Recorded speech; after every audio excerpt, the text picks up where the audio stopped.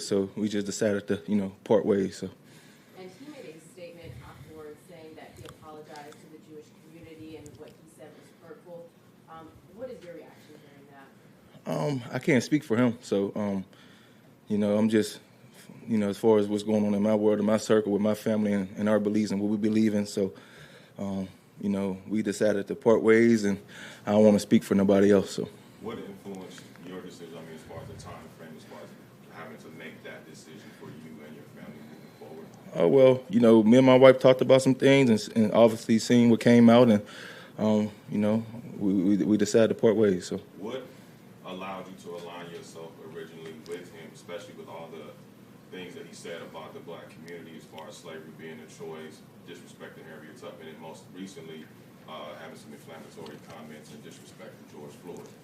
Yeah, I really don't want to, speak on that because I kind of put it out, and whatever we put out on Tuesday is just a situation where, a lot of things was going on that I felt that wasn't in, the best interest of my family or what we got going on and what we believe in. So, I think it was best for us to just go our separate ways. So. How do you move forward as far as, and what have you learned from in business, just moving forward from this episode and learning from this episode and moving forward? Obviously my wife, she still do my marketing. She do a great job with that. She gonna continue to do that, and nothing changed from that standpoint. And that's where it's at. Was that a difficult decision for you or an easy decision too? After me and my wife talked about it, it was kind of a decision we felt comfortable doing, and it was like what's best for us and our family. So. Did Donda do anything for you? It's so hard to figure out what they were actually doing. Actually, my wife been doing my marketing.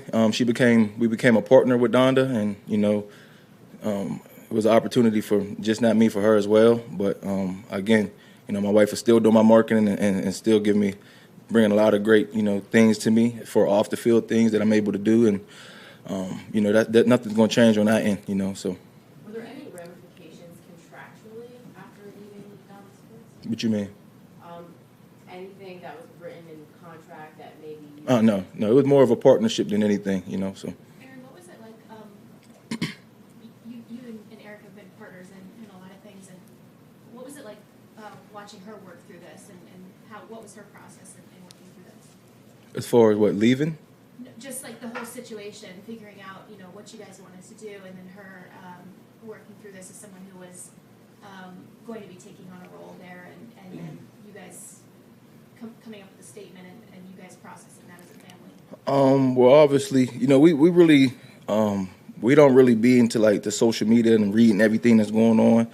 But once we started, hearing things from inside our circle, what's going on in our world, and we start, obviously, like I said, it was things that we don't agree with. So, we talked about it, and we felt like the best thing for us to do was just part ways and leave it like that. So. Will this make you more cognizant as far as who you enter into business relationships with in the future?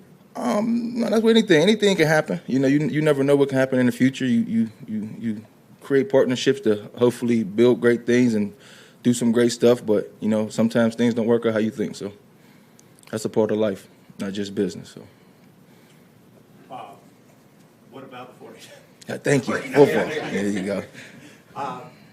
You guys beat them in the NFC Championship game, but have had some real struggles defeating them in the regular season. What do you think has to be different this time around to actually get over that? Well, the past is the past. Obviously they got us the first game this year. It's about just playing good football for 4 quarters, finding a way to, win a game. That's being stout in the run, obviously getting out the stacking certain screens, tackling, wrapping up. Little things that we can do to correct that I felt like, the first time we faced them this year was 1 or 2 plays that we wish we'd have got back. Eliminate being able to have to say that, So, that's on us as a defense, and we know what we got to do. We got to swarm, we got to tackle, and if we do that, we'll be fine. So. And with facing Christian McCaffrey 2 games in a row, but on different teams, has that ever happened to you in your career where you faced the same guy 2 games in a row like that? No, I don't think so. But he's obviously a good piece for them. He's a headache to try to game plan for with all the pieces they already got. But you kind of know what to expect and trying to do what you can to pick guys and put us in certain positions to trying to eliminate certain people. So. seems like in part of their success over the past, third down seems to be huge, that they just play keep away, so to speak, from your offense. Is that a heightened sense of importance this week?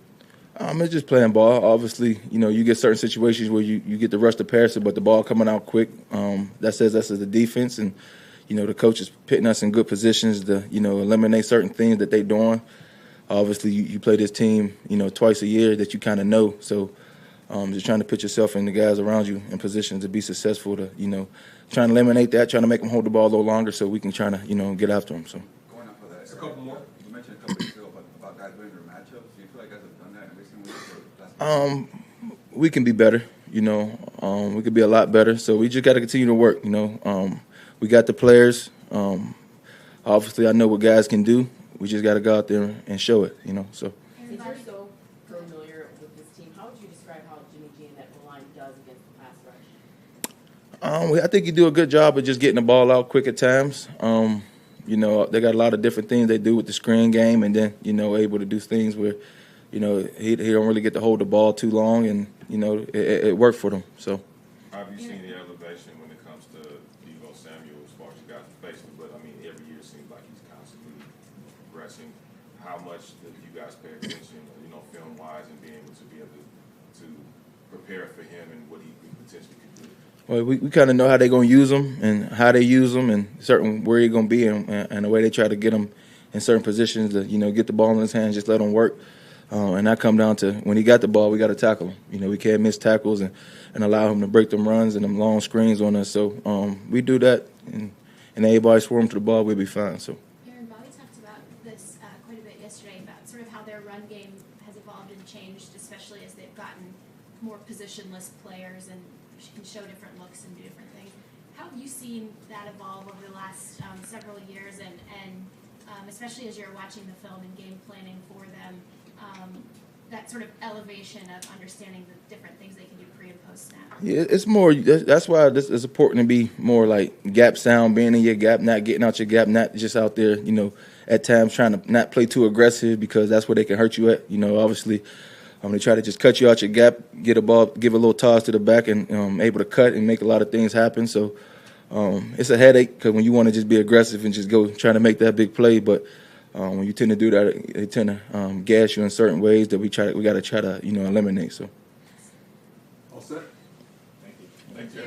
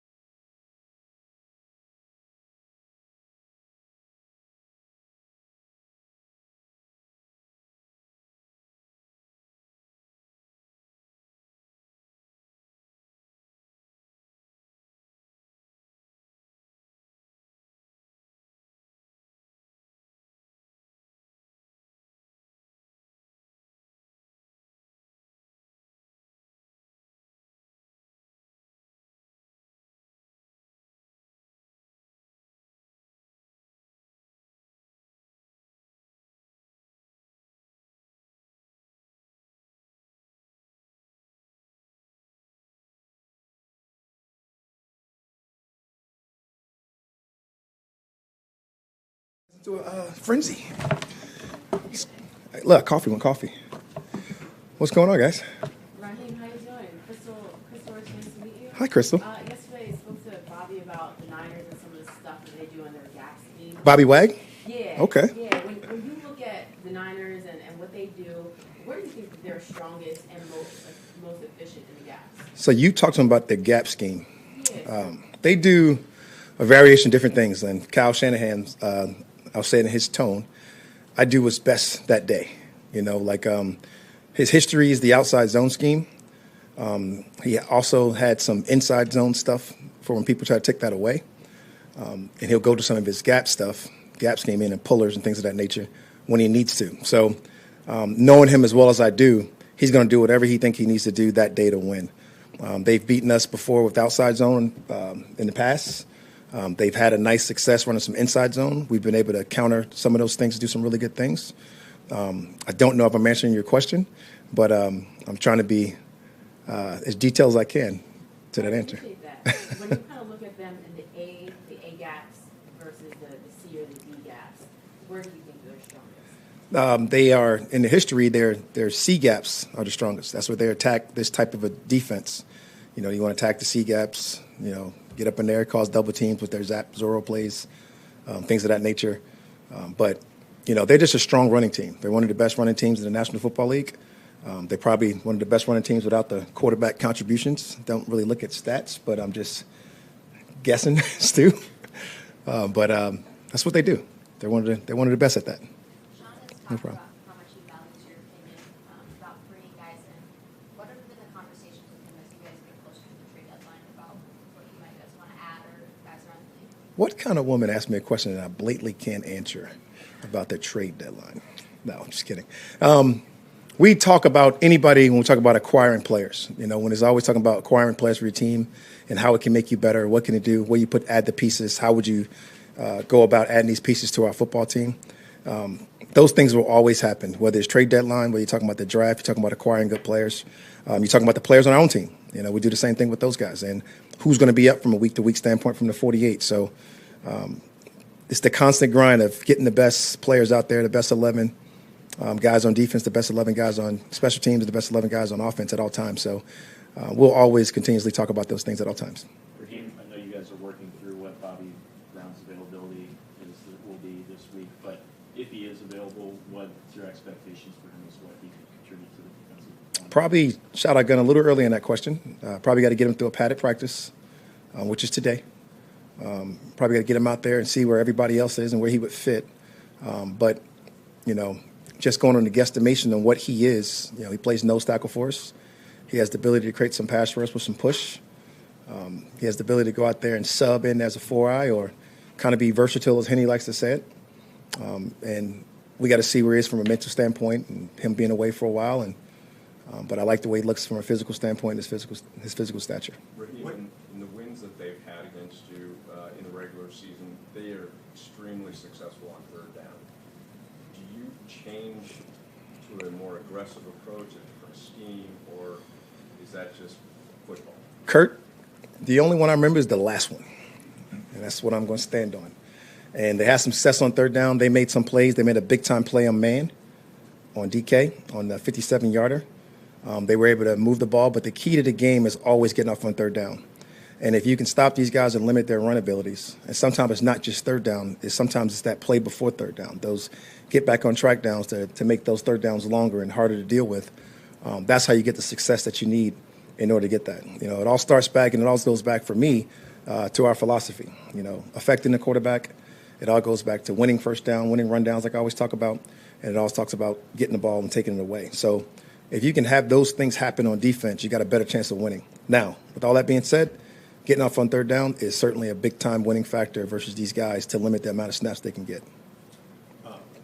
Sean had a pretty colorful reaction to when he was asked what he thought when the 49ers got Christian McCaffrey. Curious what your reaction was, and is that is it more of a challenge or an advantage for having schemed against him 2 weeks ago with a different team? You never want to say it's not more of a challenge when you add an all-time great to anybody's system. That would be just negligence, right?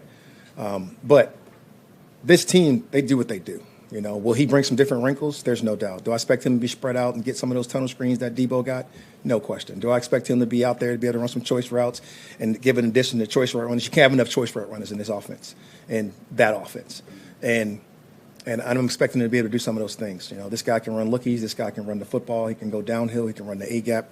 He can run the gap schemes. He can run the outside zone. So I'm expecting him getting caught up more and more each week that he's there and getting more touches, you know, each week he's there. So that just adds another dynamic player to their offense. You know, Debo Samuels, him, and some of those other guys that they have. Ayuk, don't want to disrespect anybody. Kittle, get us everybody. So I know Kittle's going to call it a body bag game and those things, but, you know, they're good players, and we can't wait to play them. Raheem, in that game, Ernest Jones had a big tackle. You're so aggressive, Q. Had a big tackle. McCaffrey Jalen had one too, an open space on McCaffrey. But is that part of when you play? You got to set that tone physical with them?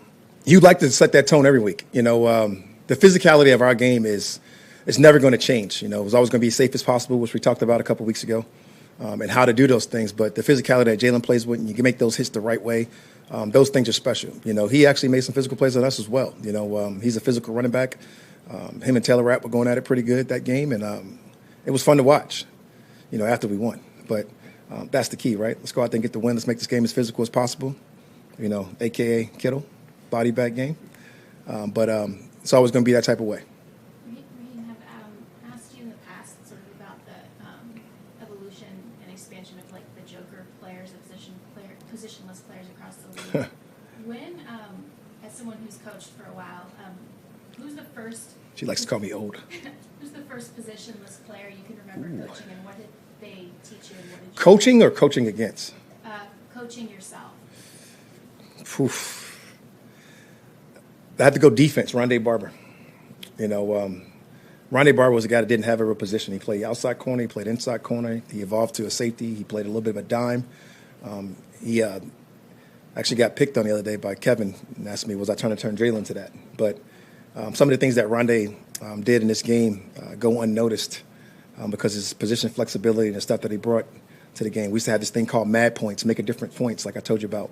And he would absolutely jump off the charts when he left his outside corner position and he moved to whether it was nickel or dime or safety position because his ability to make plays all over the field was absolutely outstanding. So coming into the league in 2002 and being with Mike Tomlin, he was the lead dog defensive back coach, and getting a chance to be around Rondé and watch him move around and how we're going to orchestrate where he moved to throughout the weeks was absolutely special and fun to be a part of. Do you think the increase of teams passing on early downs has contributed to the rise of more positionless players on defense? Sure. You know, everybody's recruiting corners to be safeties. You're recruiting safeties to be linebackers. You're recruiting nickels to be all of the above. The D lineman has gotten faster. These positionless players are things that people want to do. I used to joke about it with the Dallas D-line coach now, AD, and we wanted a whole bunch of people that can walk around and rush the passer. And if you can get guys to do that, you can mess up predictions, you can mess with people in their counts and things of that nature, and you can be pretty effective on defense. And that was like one of our things we always prided ourselves in being able to do with different people, whether it was Dante Fowler or Vic Beasley or Grady Jarrett in Atlanta. And here, coming here having so many people that can play any position. We call Aaron Donald 3 technique, but I'm not sure he couldn't play anything.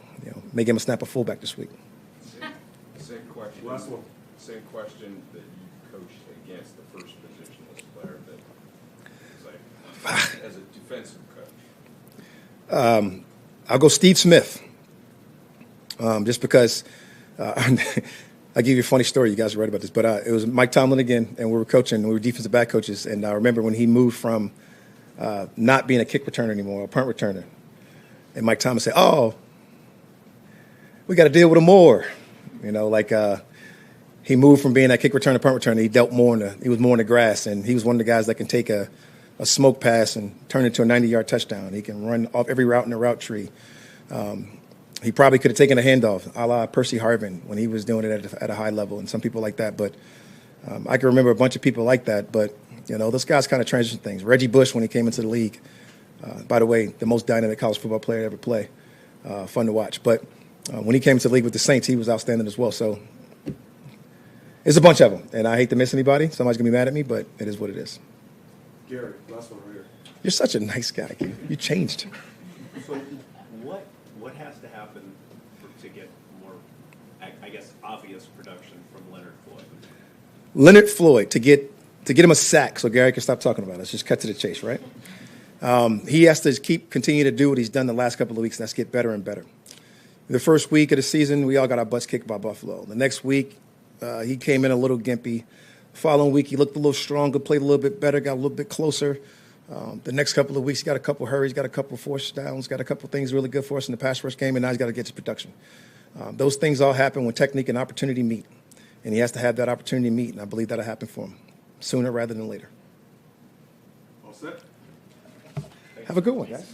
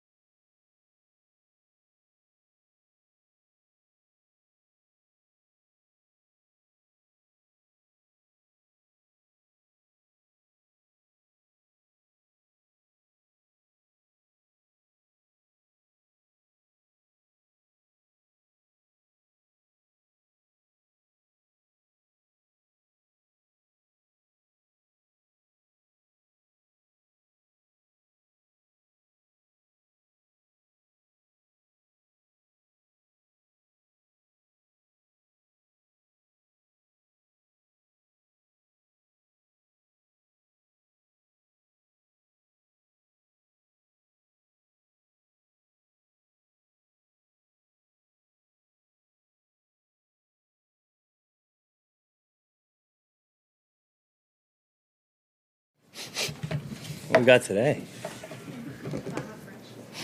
It's pretty strong. It's deep in the nostrils. Liam, what is your read and what's your take on the Cam Akers situation? Yeah, and that's up to the organization and Sean, to be honest with you. I really don't have too much to comment on it. You know, whatever ends up happening, you know, whether it's here or somewhere else, hope the best, and you know, those guys will handle all that. I'm really kind of hands off with that. I'm not trying to pass the buck, but it's something that these guys handle on their own. How about, though, as the offensive coordinator, navigating through that kind of a situation where it's kind of been ongoing for several weeks? It's kind of next man up, to be honest. We just don't really have enough time to really worry about this situation. It's more so, hey, guys are either here or not and producing, and they're not. And, you know, we end up playing with the guys that we have. None of us really care at the end of the day where they were drafted, what the situation is, what the stock is. It's about guys, being able to produce, and if we see it fitting into our system.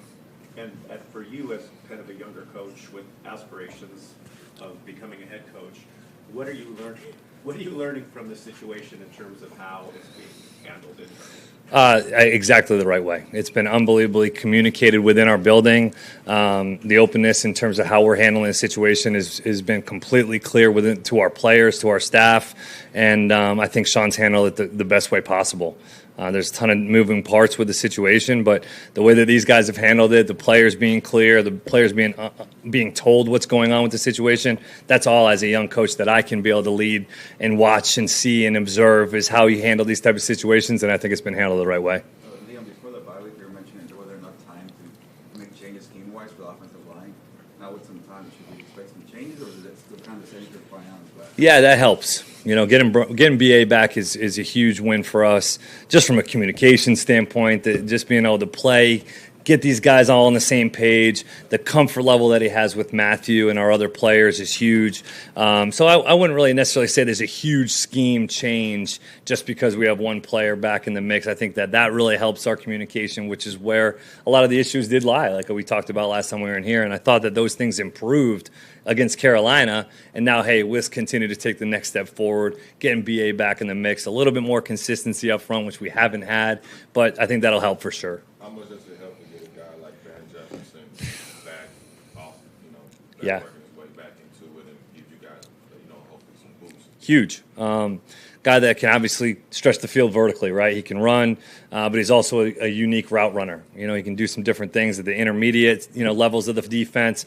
We know he can push the ball down the field. And just his juice. He's such a great positive person to be around every day. To see him back out after what he's kind of endured over the last couple months to get through, to get to this point, it's just great to have Van back out in the grass. And I think the players felt that. And you definitely felt him yesterday when he was rolling. I think he was, pretty mad about going like 21.5 miles an hour yesterday at practice. So that's a good thing.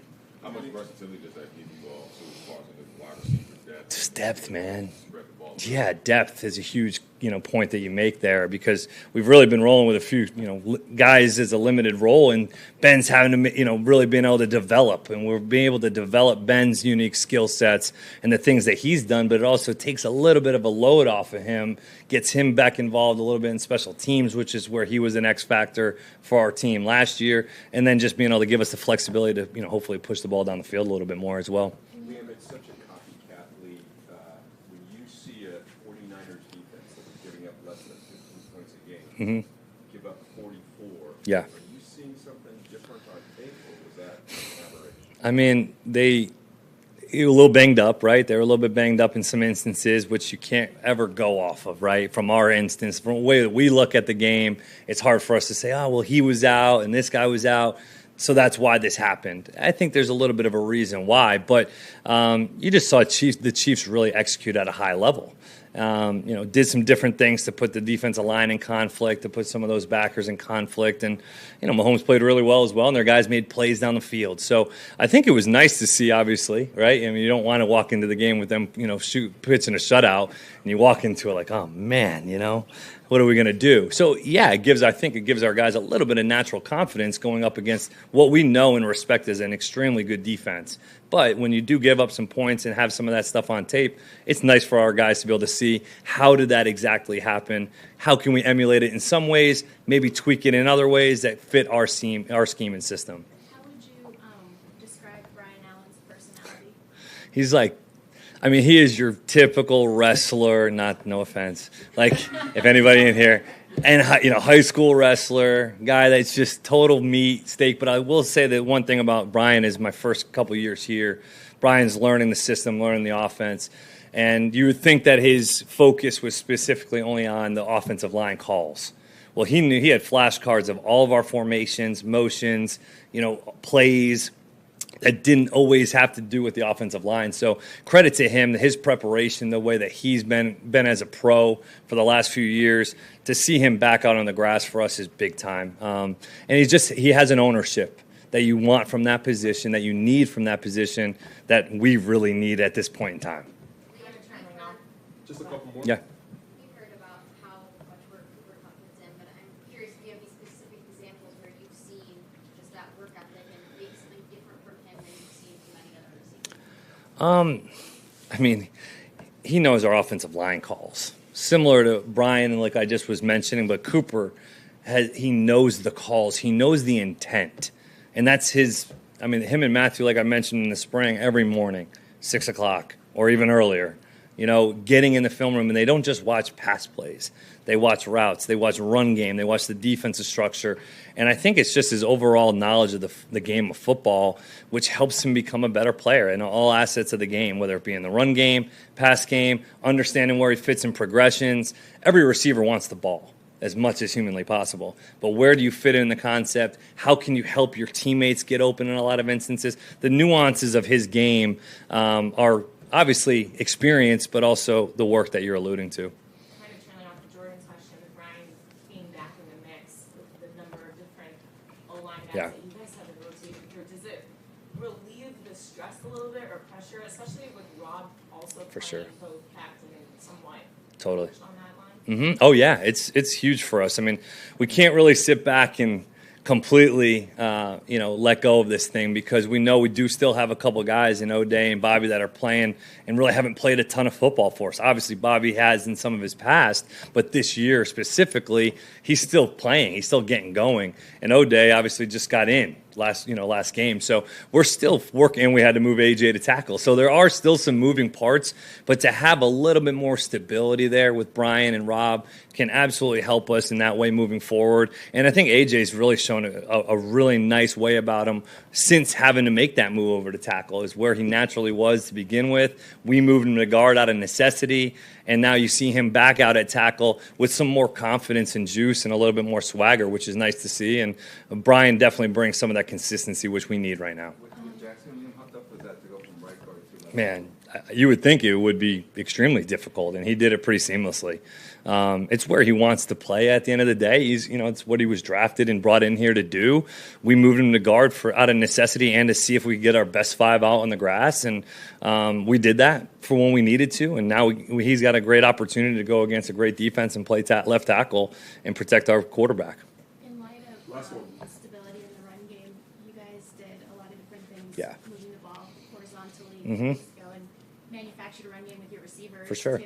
Yeah. So how do you keep those elements in the rotation while also getting Right. some of that verticality?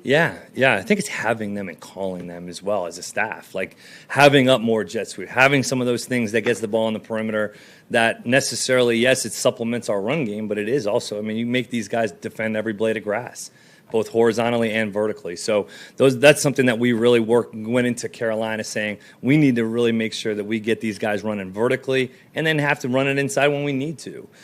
We felt like that was an edge for us. Now, is that the same edge against San Francisco? I don't really know. But I do know that it needs to continue to be a part of our plan moving forward to give us that versatility if the run game isn't working on the inside. Thanks, guys. Appreciate it.